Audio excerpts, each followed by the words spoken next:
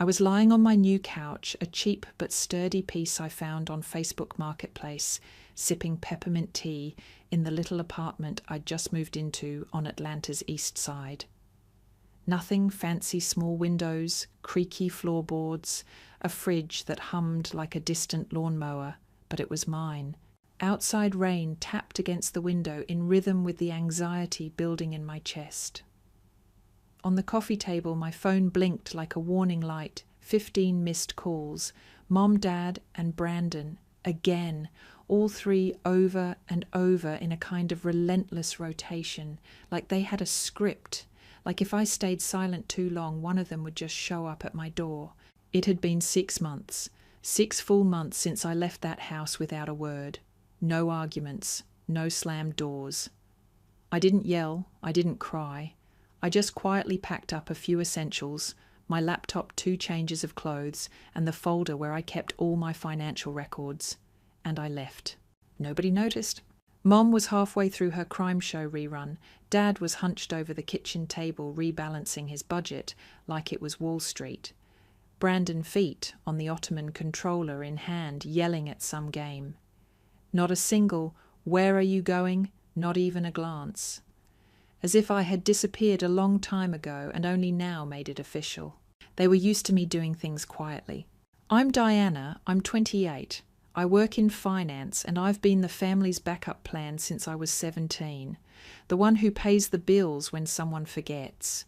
The one who covers last-minute car repairs, overdue utility accounts, surprise dental emergencies, and Brandon's 4th attempt at finding his passion.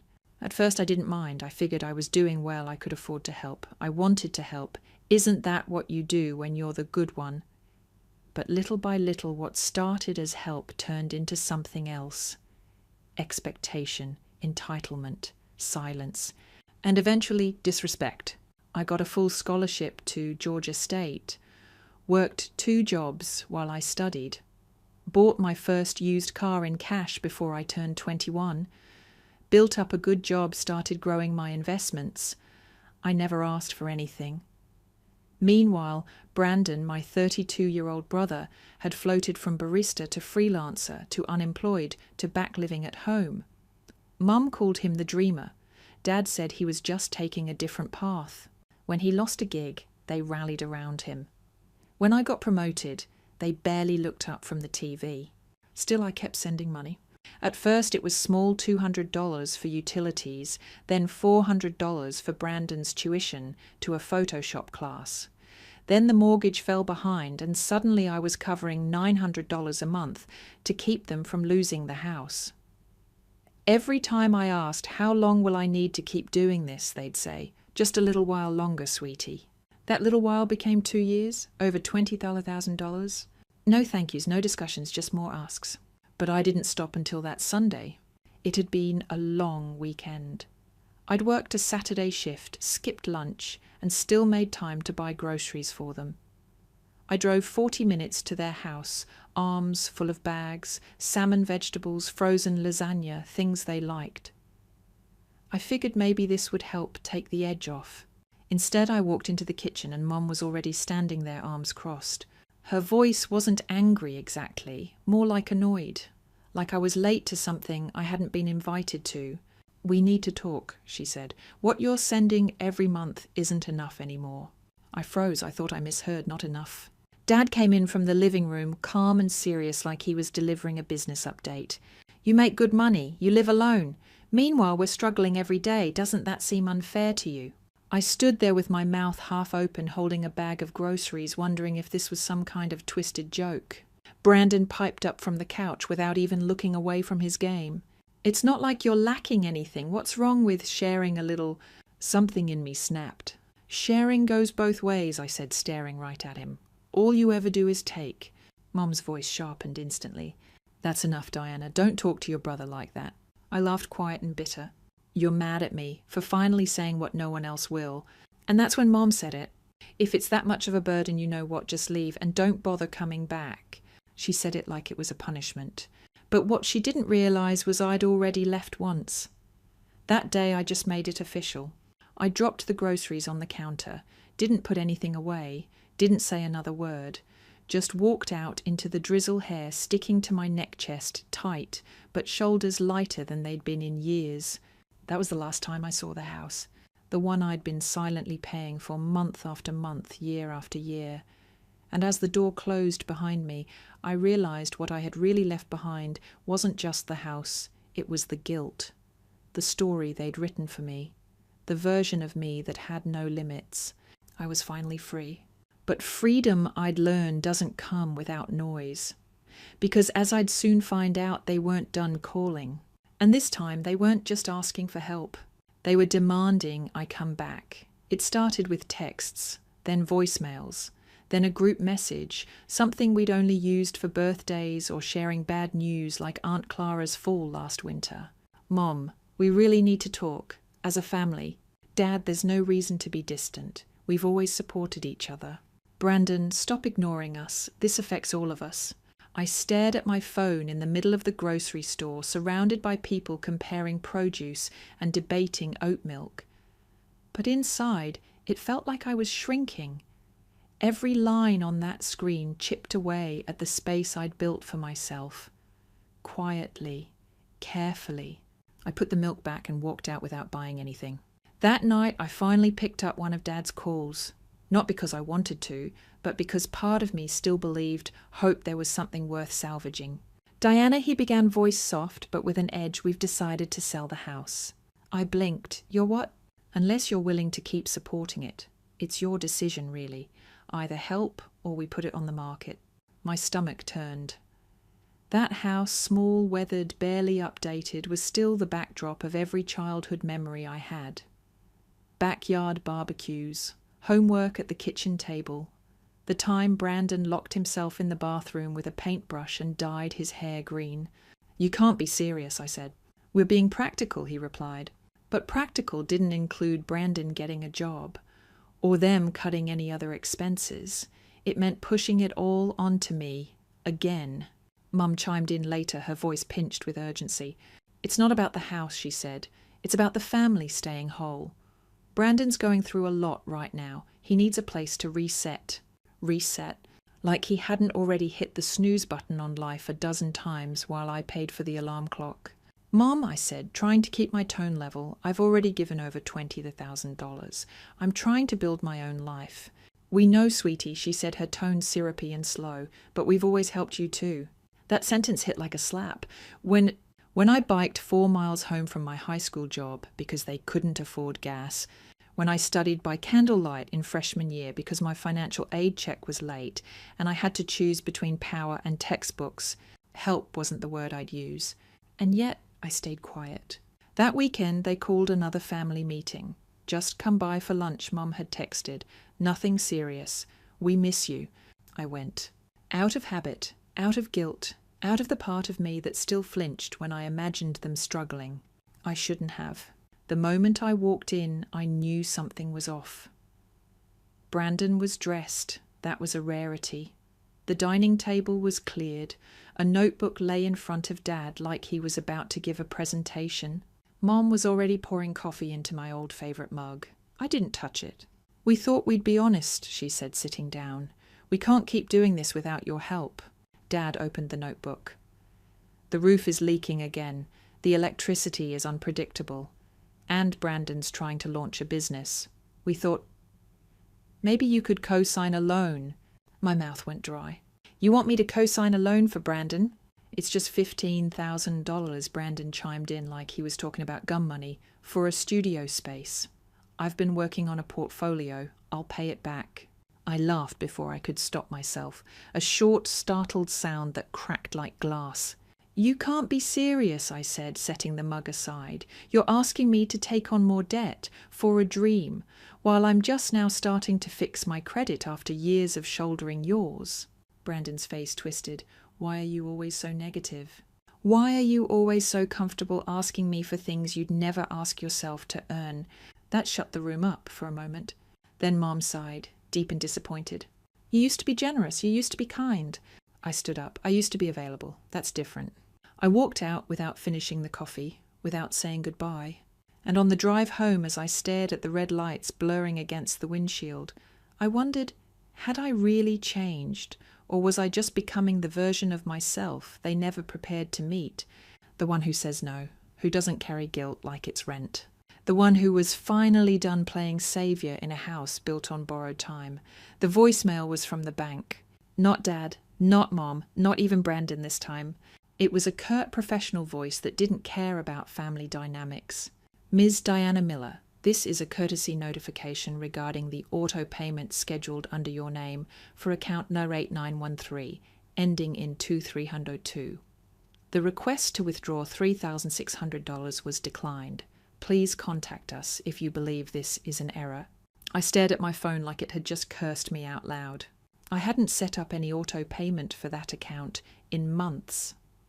I'd removed myself from everything tied to the house utilities mortgage drafts, even the old grocery delivery service Mum used to guilt me into paying for.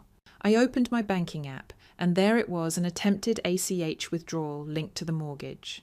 The account I thought I'd finally disentangled myself from. The kicker. The authorization had been reactivated without my consent. The timestamp was 2 weeks ago. I hadn't logged into that portal since I moved out. I called the bank immediately. The rep was patient but firm. Yes, the online portal shows a new authorization added from your email address. It would have required your login credentials and verification code. My blood turned to ice. I knew what had happened. Brandon. He had helped me reset my passwords once when my email had been compromised 2 years ago. I never changed the credentials after that. I hung up in a daze, nausea twisting in my stomach like rope.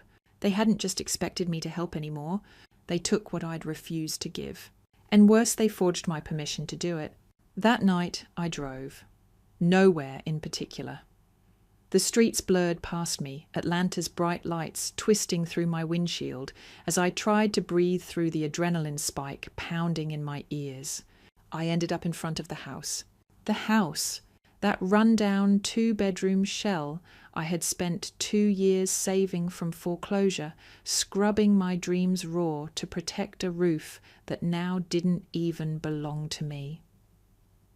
I sat there, engine-idling headlights, catching the familiar peeling mailbox and overgrown driveway.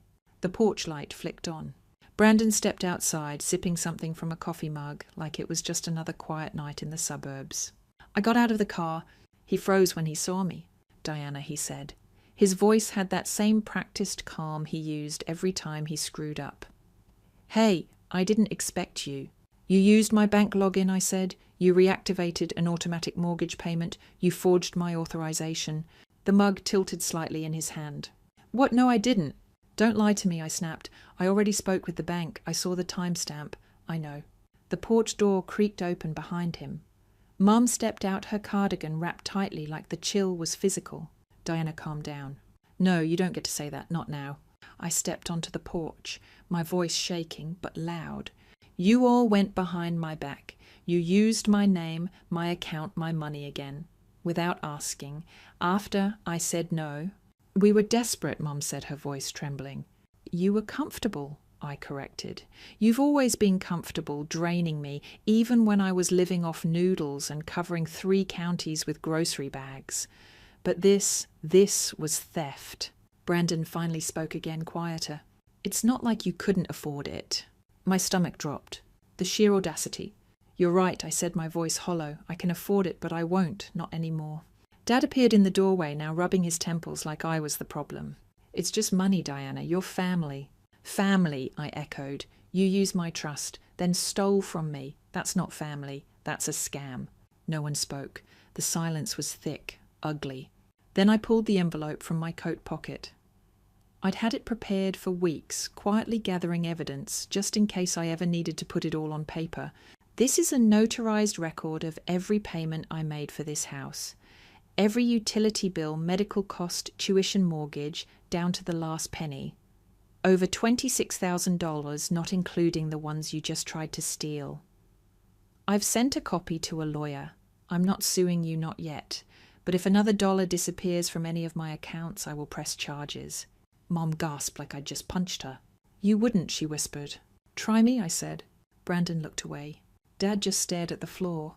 And as of this moment, I added, you're cut off. Permanently. I'm removing every shared account, locking down all my info, and reporting the unauthorized attempt to the bank fraud division. We just wanted to keep the house, Mum said, tears finally falling.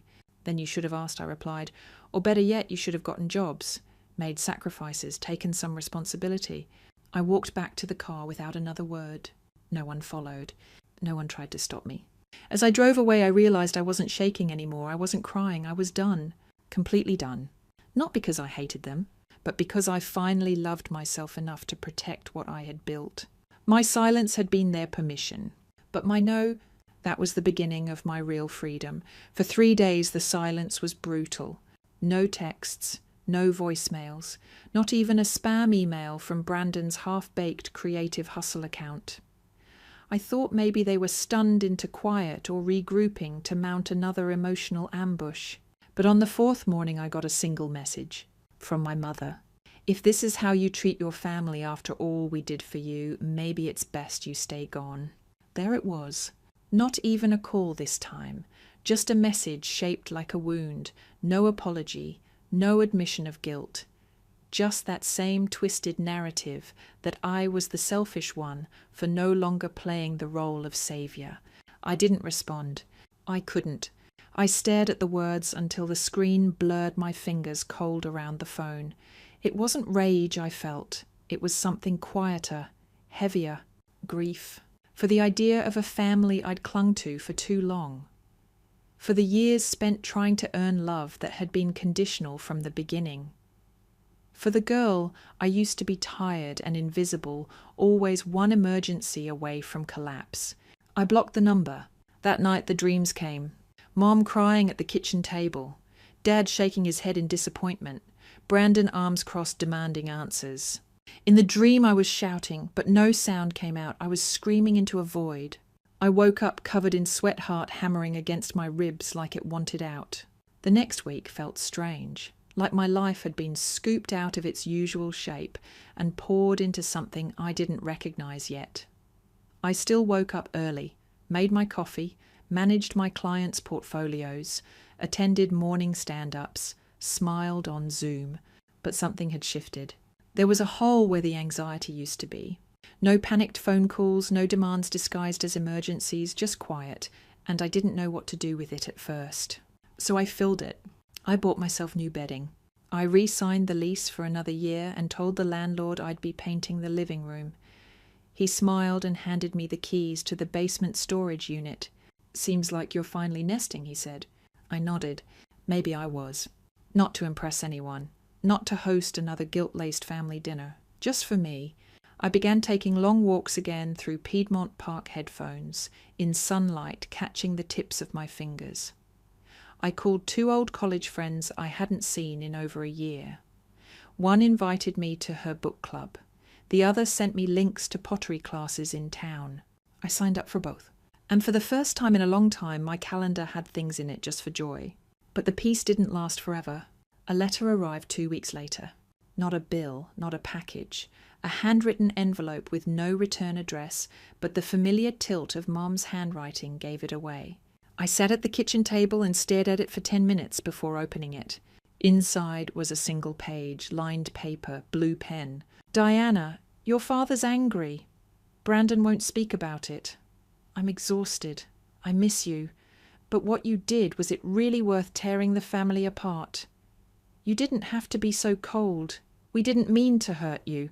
But you made things impossible. Don't come back until you're ready to be part of this family again. Love, Mom." I folded the letter neatly and slid it back into the envelope. No apology, just guilt in cursive. My hand shook. I wasn't ready for this kind of hurt again. The kind that tries to wrap itself in sentiment while still cutting you at the knees. I lit a candle and burned the letter over the sink. Ash flaked into the stainless steel basin, and with it something inside me finally crumbled. Not sadness, not anger, expectation. I let go of the hope that they'd ever understand, that they'd change, that if I just explained enough, gave enough, loved enough, they would finally choose to see me.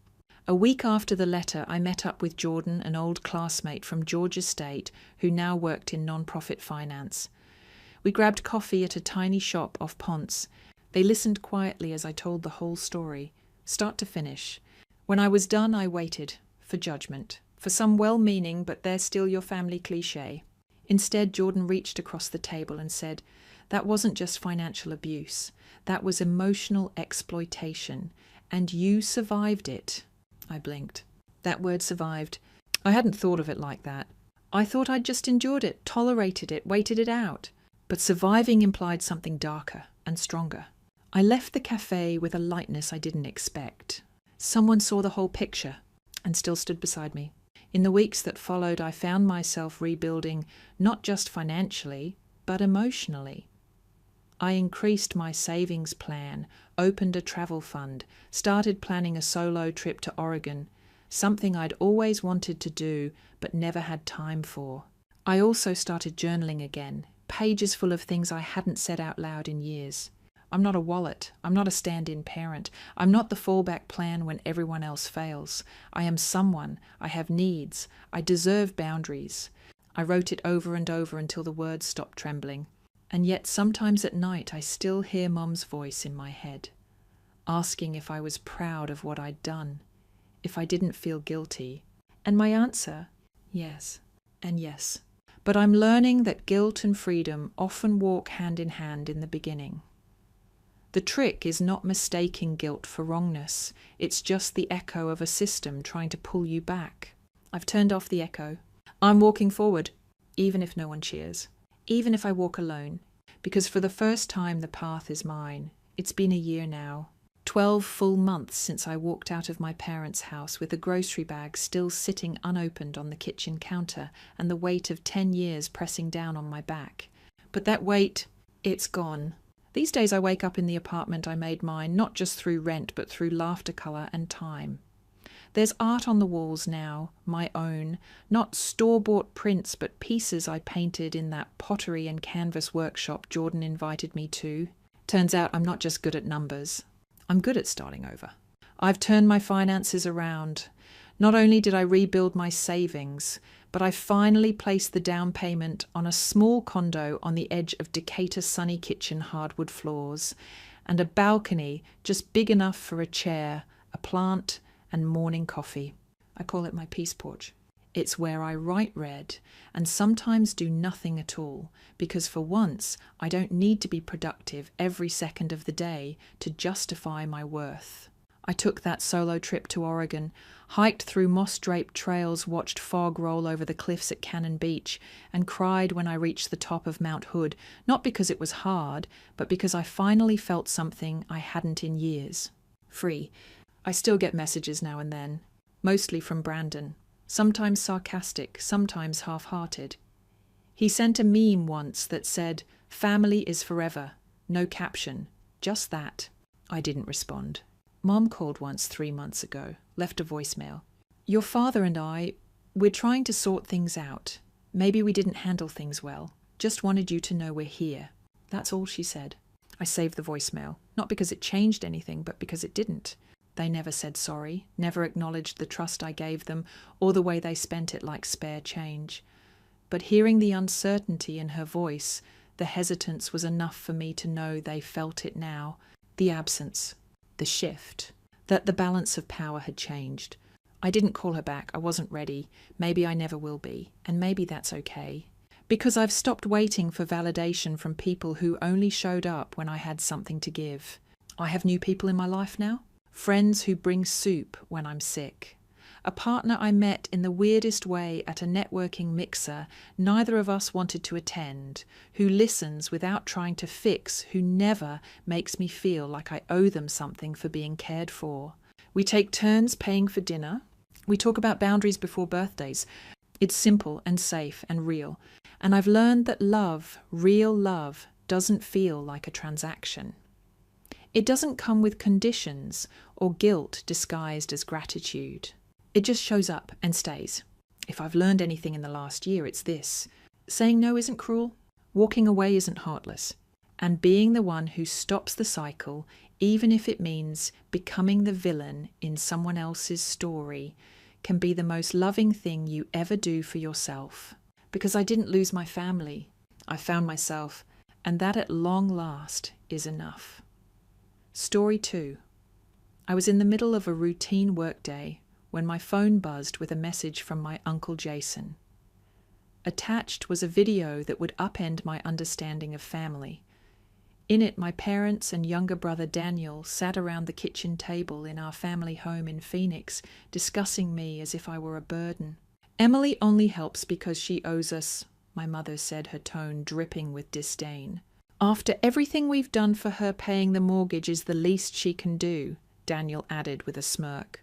My father, the man who once taught me to ride a bike and helped me with my math homework, simply nodded in agreement. The video was shaky, clearly taken without their knowledge, but their words were unmistakable. I watched it multiple times each viewing, deepening the sting of betrayal. For the past 4 years, I'd been covering the majority of their mortgage payments through my LLC Horizon Ventures. They believed they were paying a bank, never realizing that I was the one keeping them afloat. My financial advisor, Kate, had helped me set up the arrangement to protect both their pride and my interests. After watching the video, I sat in my home office staring at the spreadsheets detailing every payment I'd made. Over $200,000 invested in their comfort, and yet they spoke of me with such contempt. Uncle Jason's message followed. "You needed to see this, Emily. I couldn't stay quiet anymore. They've been talking like this for months." I replied, "Thank you for showing me the truth. Don't worry, I won't let them know you sent this. But things are about to change." I had always been the family's safety net, though they'd never admit it. 4 years ago, when the housing market in Phoenix crashed and they were on the verge of losing their home, I stepped in. I was 27, then already successful in my career as a software development manager. Ironically, they never approved of my career choice, wanting me to take over my father's struggling real estate business instead. When they needed help with the mortgage, Kate suggested a creative solution: create an LLC, buy the house through it, and let them think they're still dealing with a bank. That way I could protect myself legally while helping them. It seemed perfect at the time. The arrangement worked smoothly. Horizon Ventures became their mortgage holder, and I supplemented their monthly payments without them knowing. They maintained their dignity, and I kept my family stable. Uncle Jason was the only one who knew the truth, having overheard Kate and me discussing it at a family gathering. People.com. "You're too good to them, Emily," he'd said. "They don't deserve your kindness." I defended them, of course. They were family. They might not understand my choices, but they'd always given me a home. Now, watching that video for the 4th time, I realized how wrong I'd been. Their words played on repeat in my mind. She owes us. The least she can do. Each phrase felt like a knife twisting deeper. I opened my laptop and logged into the LLC's account. The next mortgage payment was due on the 15th, just 2 weeks away.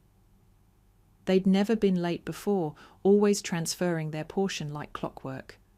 But now, knowing how they really felt, I had no intention of covering the rest this time. Let them face the consequences of their ingratitude. Let them deal with the bank on their own. They had no idea that their daughter, the worthless burden, was actually their landlord. The thought brought a smile to my face. Sometimes karma needs a little push. The video wasn't the end of it. Uncle Jason sent me more evidence the next day, screenshots of family group chat messages I'd been deliberately excluded from. They'd created it 6 months ago, appropriately named Family Finances. Each message felt like another betrayal, deeper than the last. "Emily thinks she's so special with her tech job," Daniel had written. "She barely helps with the mortgage while I'm here every day running Dad's business." My mother's response made my blood run cold. "We should ask her for more money. She's single with no kids. What else does she spend it on after all we sacrificed to raise her? She can't even properly support her family." I pulled up my financial records, hands trembling slightly as I calculated the total. Over the past 4 years, I'd contributed $267,843 toward their mortgage through Horizon Ventures. While they'd only paid $52.150, they thought their $100 monthly payments to the bank were the bulk of the mortgage. They had no idea I was covering the additional $400 every month. My phone buzzed. A message from my mother. "Sweetie, could you come to dinner this Sunday? We need to discuss something important." I knew exactly what that something was. They were planning to ask for more money, probably with emotional manipulation and guilt-tripping as side dishes. The thought of sitting there pretending I didn't know what they really thought of me made my stomach turn. I called Kate, my financial advisor. "I need to know my options with the purchase agreement." "I had a feeling you might," she said, not sounding surprised at all. "Remember that clause we included? If they miss a payment, Horizon Ventures can exercise the purchase option immediately. The house would be yours outright, and they become month-to-month tenants." A plan started forming in my mind, and if they were late with rent, standard Arizona eviction laws would apply. You'd be within your rights to give them notice. She paused. "Emily, are you sure you want to go this route?" I thought about years of condescension, of being the family ATM while they mocked me behind my back. I thought about Daniel running our father's business into the ground while they praised his business sense. I thought about every snide comment about my career, my life choices, my supposed obligations to them. "Yes," I replied, my voice steady. "I'm sure. But I won't tell them anything yet. Let them think everything's normal for now." I texted my mother back, "Of course I'll come to dinner. Looking forward to it." The heart emoji felt ironic but necessary, after all they'd taught me well. Sometimes the best revenge requires a perfect poker face. The next mortgage payment was due in 13 days, and for the first time since this arrangement began, I wouldn't be there to catch them when they fell. The week after that dinner was a masterclass in restraint. Every day I received messages from my parents and brother, each more desperate than the last.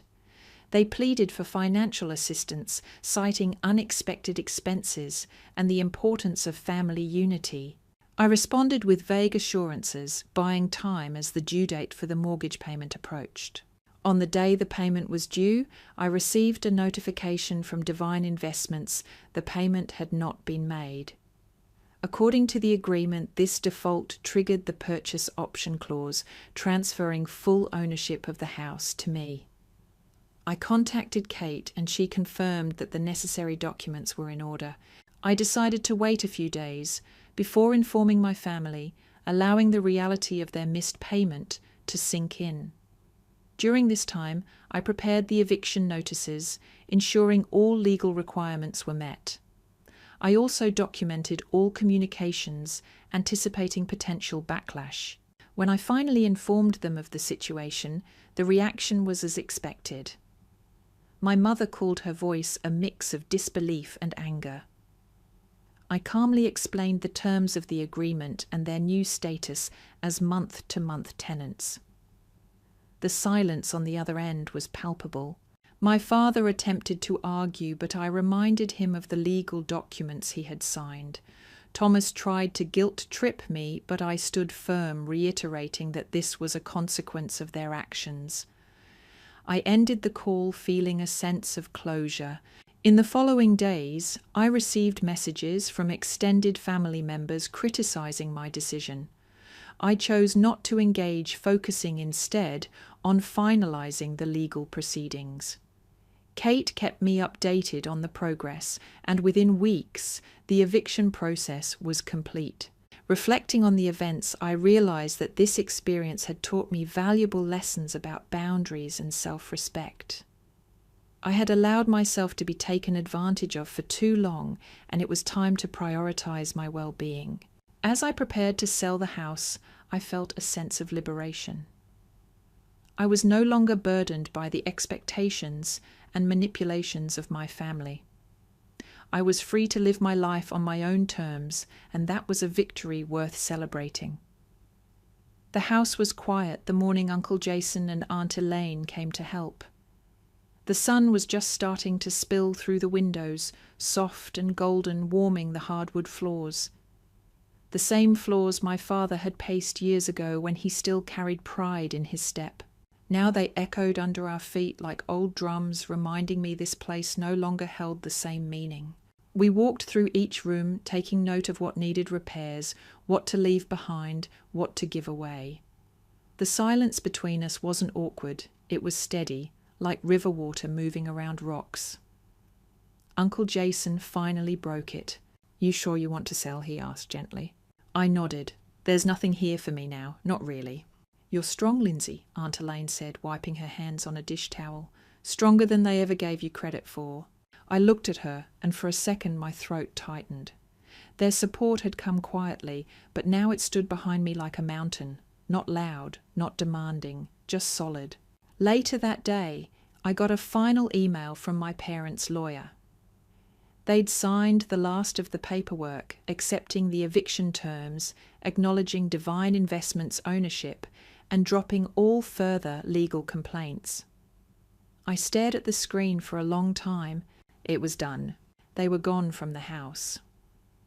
Thomas had moved into a tiny apartment in Tempe after the real estate board suspended his license. My parents had relocated to a rental in the suburbs far from the country club circles they used to cling to. They'd sent one last message a week earlier. It wasn't an apology, just a line about family always sticking together. I didn't answer. Instead, I took a walk through the old backyard barefoot in the grass, like I used to as a girl. I could still see the swing Dad hung from the tree, the place where Thomas once pushed me too hard, and I skinned both knees. The same place I later stood and decided I'd do more with my life than anyone expected. And I sold the house in early spring. The market was strong and Kate negotiated well. The profits went into a new fund, the Horizon Project, offering microloans to women breaking free from financially abusive households. The kind of lifeline I wish someone had created for me 10 years earlier. I moved into a small adobe-style home in Sedona not long after.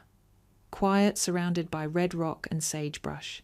Here I found something I hadn't felt in years: peace. I still get messages sometimes, distant cousins reaching out curious about what really happened. A few of them offering support, others gossip, masked as concern. I reply only when I want to. One message came from Thomas. "I know you hate me, but maybe one day we could talk." I let it sit in my inbox. Maybe one day, but not today. Because today I brewed tea on my porch and watched the sun rise over Cathedral Rock. The land breathed slow here, like an old soul with no rush. And as I sat in the quiet, I finally understood what my uncle once told me: forgiveness isn't for them, it's for you. But so is distance, so is silence. And sometimes the most sacred thing you can do is choose your own path, even if you have to walk away from the ones who were supposed to walk it with you. That's what I've done. I don't hate them. I've just stopped carrying their weight. Now I carry only what's mine, and it's lighter than I ever imagined. Story 3. I still remember the weight of my father's words echoing through his study. "You're a disappointment." He had just signed over my trust fund to my sister Jennifer. "She's a lawyer, and you're just playing with computers in your apartment," he added dismissively. The mahogany walls of his study seemed to close in as he slid the trust fund transfer papers across his desk. The scratching of his Mont Blanc pen against paper felt like nails on a chalkboard. "It's done," he declared. All $2 million would go to Jennifer instead. Jennifer stood by the window, trying to hide her triumphant smile. My mother, seated in her usual spot on the leather armchair, chimed in, "If you had just gone to law school like your sister, if you had just applied yourself." I did apply myself, just not to what they wanted. I was developing an AI-driven financial technology platform that was about to revolutionize global markets. But I knew they wouldn't understand. They only saw what they wanted to see. "You're right," I said, standing up. "I'm clearly a disappointment. Jennifer deserves the money more than I do." Move Noticias, +4, JSTOR, +4, LinkedIn, +4. Jennifer shifted uncomfortably. For a moment I saw a glimpse of the sister I used to know. Emma, she started, but I held up a hand. It's fine, Jen, really. Congratulations on making partner. You've earned this. As I walked toward the door, my mother called after me, inviting me to dinner to celebrate Jennifer's promotion. I turned back one last time, taking in the scene, my father's disapproving frown, my mother's practiced worry, Jennifer's mix of triumph and guilt. The study walls were lined with law degrees and bar association awards, not a single photo of me or my accomplishments in sight. I have a meeting, I said, but enjoy dinner. The drive back to the city gave me time to think. The trust fund had never been about the money. It was about what it represented. My parents had set up identical trusts for Jennifer and me when we were born, meant to be released on our 33rd birthdays. But a clause allowed them to redirect the funds if they felt one of us was failing to live up to the family standards. YouTube, +24, Move Noticias, +24, YouTube, +24. My phone buzzed with a text from Maya, my CTO. VCs moved the meeting up to tomorrow. You ready? I smiled, thinking about the presentation we prepared. More than ready, I typed back. Time to change the game. When I reached my apartment, the tiny space my father had sneered at, I kicked off my heels and walked straight to my home office. The wall-mounted screens displayed real-time data from our AI system's latest test run. Numbers scrolled past, each one representing another successful prediction, another validation of what we built.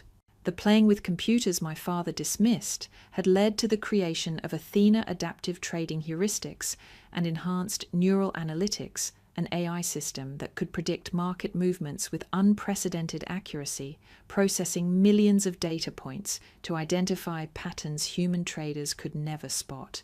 My phone buzzed again. This time it was Jennifer. "I'm sorry about Dad," her text read. "You know how he gets. The trust fund doesn't matter anyway, right? You're doing fine with your computer stuff." I stared at the message, noting how even Jennifer's attempt at kindness came with a subtle dismissal of my work. "Thanks, Jen," I replied. "Enjoy dinner." Turning back to my screens, I pulled up the pitch deck for tomorrow's VC meeting. The numbers were staggering. Our beta testing had shown Athena outperforming traditional trading algorithms by 312%. Major banks were already quietly reaching out, hoping to get early access to the technology. A soft chime announced an incoming video call from Maya. Her face appeared on one of the screens, her usual energy somewhat subdued. "Hey," she said, "how'd it go with the family?" "About as well as expected," I replied, running a hand through my hair. "Dad signed over my trust fund to Jennifer. They're celebrating at Le Bernardin right now." Maya shook her head. "Their loss. You ready to show those VCs tomorrow what real success looks like?" I pulled up another screen showing Athena's latest test results. "Actually, I've been thinking, what if we don't take the VC money?" Maya's eyes widened. "What, Emma? We're talking about a $50 million investment at a $300 million valuation." "That's small thinking," I interrupted. "Look at these numbers, Maya. We don't need VC funding. We could go public within a year, maintain complete control." And I smiled, thinking about my father's face at the IPO ceremony. Really show them what playing with computers can accomplish. Maya was quiet for a moment, processing.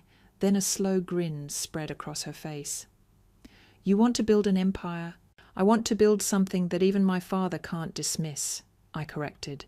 "Something that changes the way the entire financial world operates." "Your father's a corporate lawyer," Maya pointed out. "Wouldn't he have heard about Athena if it's as revolutionary as we think?" I laughed. "Maya, my father still uses a BlackBerry and thinks coding is something you learn at a community college.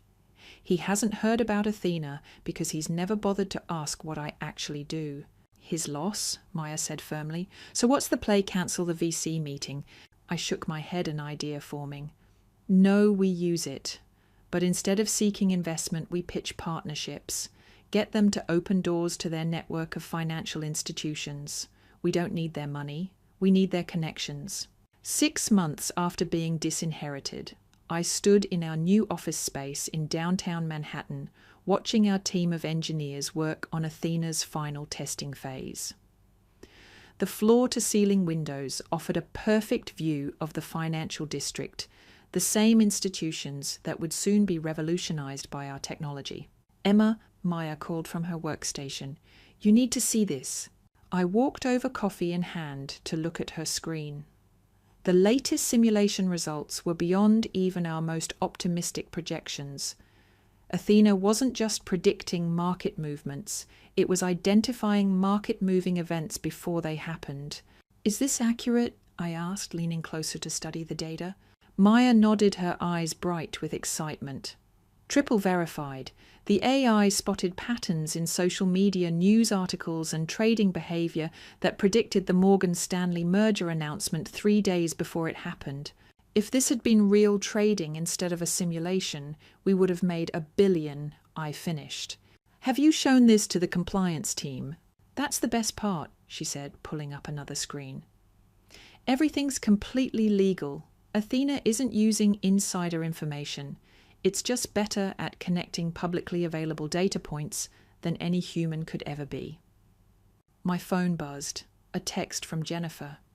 "Hey sis, haven't heard from you in months. Parents are worried. Dad says your phone number at the apartment is disconnected." I smiled slightly. Of course it was disconnected. We've moved the entire operation to a $40 million office space 6 blocks from Wall Street, but my family still thought I was playing with computers in my tiny apartment. The city pulsed beneath my feet, its rhythm matching the beat of my heart.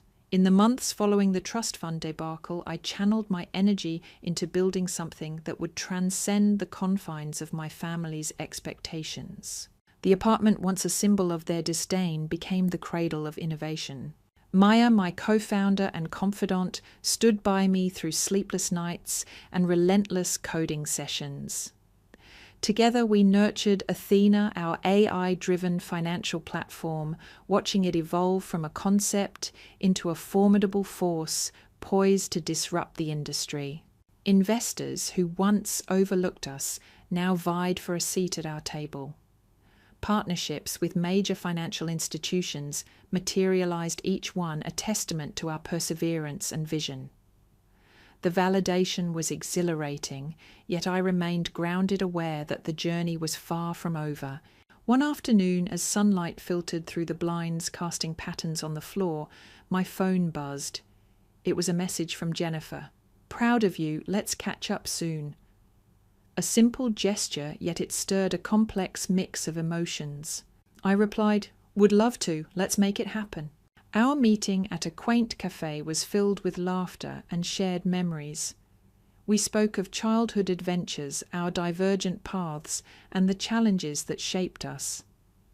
The conversation flowed effortlessly, bridging the gap that had once seemed insurmountable. As we parted ways, Jennifer hugged me tightly. "I'm sorry for everything," she whispered. "We both had our journeys," I replied.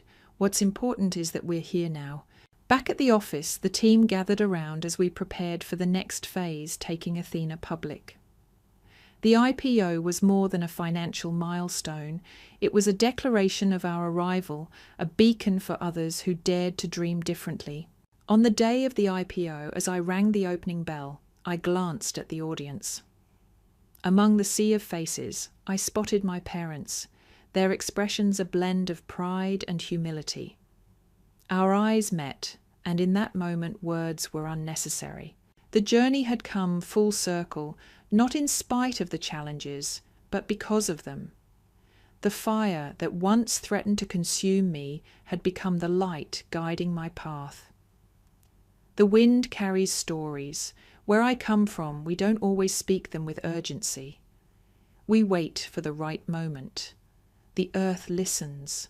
The fire remembers. And like fire, I remembered too. Weeks passed after the IPO. My name became a whisper in boardrooms, then a conversation, then a headline. The girl with the computer hobby now helmed the most watched tech company on the stock exchange. But I never let the noise shake me. I walked steady, head down, eyes open. My ancestors taught me walk like you belong, even when the world forgets your name. My parents had not forgotten. They reached out again, not with requests this time, but with questions. "How did you do it?" my father asked one afternoon over tea in a quiet midtown bistro. His voice was softer than I remembered. Not defeated, just slower, more careful. "I did what you taught me," I said, stirring honey into my cup. I watched, I worked, I waited. He blinked, unsure if it was pride or shame rising in his chest. "And you forgive us?" he asked, almost not looking at me. I took a long breath. "I've already made peace with the past. That's different from forgetting it." He nodded. For the first time in years, he listened without interrupting. That night I walked the city, no destination, just steps and breath. My thoughts floated like embers on the wind. Jennifer was thriving. She'd taken a role in Athena's legal division, and she was good, precise, fearless, ethical. We were rebuilding sisters first, co-workers second. We shared quiet dinners and loud ideas. Sometimes she'd ask what it felt like to build something the world doubted. I'd smile. "It feels like standing in the middle of a storm and knowing it can't blow out your flame." At our headquarters, now named the Athena Tower, I kept my office on the same floor as the team. No penthouse, no glass walls, just space to think, to build, to teach. I mentored girls from underfunded schools, brought in students from reservations and rural towns, gave talks about what it meant to be underestimated. They didn't need saving, they just needed tools. I handed them the fire. One morning, a young intern named Leah walked into my office. She was shaking notebook in hand. "I want to build something," she said. "Everyone tells me it's crazy, too ambitious, too unrealistic." I smiled. Good, then it might actually work. She blinked. "But I have no funding, no team. I work out of my uncle's garage." I laughed, deep, real, perfect. That's how all the best things start. I handed her a list of grants, pulled in 2 engineers to mentor her, and told her, "Go fail a dozen times. Then come back with your 13th idea." That's how legacies start, not with money, but with someone believing in the fire inside you. At year's end, I hosted a gathering, not for investors, not for press, but for the team, our families, our mentors. We called it the First Circle. No suits, just stories. We sat around a fire pit on the rooftop, each person sharing one lesson they learned this year. When it came to me, I stood and looked around. I was once told I was a disappointment, I began, that I played with computers in a tiny apartment. But the truth is, I was building, quietly, steadily, because I knew one thing. Even when people stop believing in you, you have to believe in yourself, like the earth believes in the sun. Silence, then applause. But I didn't speak for claps. I spoke to leave a trace like the markings of our ancestors on canyon walls, silent, strong, enduring. Later that night, Jennifer stood beside me. "I never apologized properly," she said, "for letting them take your name out of rooms you deserved to be in. You don't owe me anything I said. You came back. That's what matters." She looked up at the city lights. "Do you ever wonder how things would have been if they'd believed in you sooner?" I nodded, but if they had, I might not have built it at all. Because sometimes the path isn't made for you. Sometimes you make it as you walk, and the fire that lights your way is the very one they tried to put out. Now, when I look at Athena alive in code humming, in algorithms changing markets and changing lives, I don't see lines of logic. I see every moment I was told no. Every time I was overlooked, every flicker of doubt. And I smile because I didn't just light the fire. I became it.